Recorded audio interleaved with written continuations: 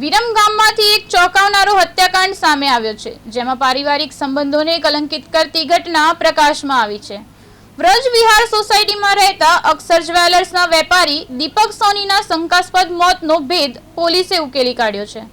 શરૂઆતમાં પરિવાર દ્વારા સીડી પરથી પડી જવાથી મૃત્યુ થવાનો દાવો કરવામાં આવ્યો હતો, પરંતુ ફોરેન્સિક પોસ્ટમોર્ટમ રિપોર્ટમાં હત્યાની હકીકત સામે આવી હતી। પોલીસ તપાસમાં ખુલ્યું છે કે ધંધા રોજગાર મુદ્દે થયેલા પારિવારિક ઝઘડા દરમિયાન મૃતકના પુત્ર ઉદય અને પત્ની દિવ્યાની મળીને લાકડાના ધોકા વડે હુમલો કર્યો હતો।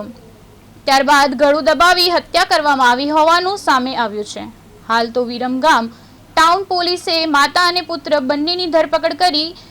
ગુનો નોંધી વધુ તપાસ હાથ ધરી છે। તારીખ 6 જૂન ના સાંજે આશરે 5 વાગ્યા આસપાસ વિરમગામ એમજે ગાંધી હોસ્પિટલ ખાતેથી પોલીસ સ્ટેશન ખાતે વર્દી આવે છે કે મરણ જનાર દીપક કુમાર રાધનપુરા, તેમના સગા દીપક કુમાર રાધનપુરા અને તેમના સગા તેમની પત્ની, તેમના બાળક, તેમના પુત્રો તથા અન્ય સગાજનો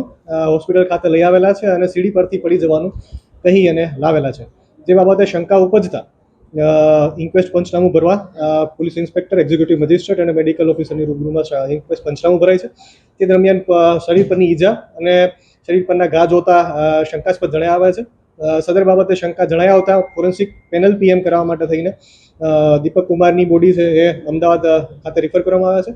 અને પંચનામા જે ફોરેન્સિક પેનલ પીએમ કરવામાં આવે છે ત્યારબાદ અંતે જાણવા મળે છે કે હત્યાનું મુખ્ય કારણ માથાના ભાગ ઉપર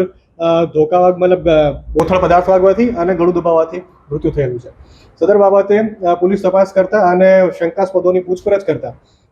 તેમના પત્ની, મરણ જનારના પત્ની, દીપક કુમારના પત્ની એટલે કે દિવ્યાની બેન, વાઇફ ઓફ દીપક કુમાર, અને તેમનો પુત્ર, તેમના બાળક ઉદય દીપક કુમાર છે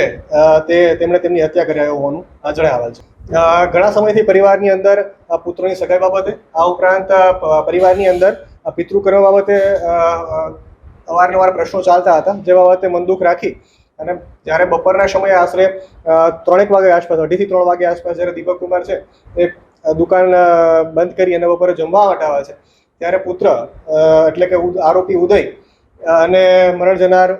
દીપક કુમાર વચ્ચે બોલાચાલી થાય છે અને બોલાચાલી છે ઝઘડામાં પરિણમે છે અને ઝઘડો અને અંતે દીપક કુમારનું જે પુત્ર અને પત્ની છે, જી બિલકુલ જે રીતે આપણે વાત કરી તે રીતે બપોરે લગભગ 12:30 વાગ્યા આસપાસ જ્યારે પુત્ર છે એટલે કે આરોપી ઉદય કુમાર છે એ પોતાના પિતાની દુકાન ઉપર બેસવા મતલબ અવારનવાર વેપાર અર્થે જતા હોય છે। ઉદય છે એ અવારનવાર દુકાન ઉપર સમયસર નથી પહોંચી વળતા પુત્ર દ્વારા ઠપકો આપવામાં આવે છે। આ ઉપરાંત પુત્રની જે મેં રીતે વાત કરી તે સગાઈ બાબતેના પ્રશ્નો વચ્ચે પિતા અને પુત્ર વચ્ચે બોલાચાલી થાય છે, જેને અંતે છે પુત્ર દુકાન છોડી ઘરે જતો રહે છે અને પછી જ્યારે મરણ જનાર દીપક કુમાર છે એ ઘરે પહોંચે છે ત્યારે ઝઘડો વધારે ઉશ્કેરાત્મક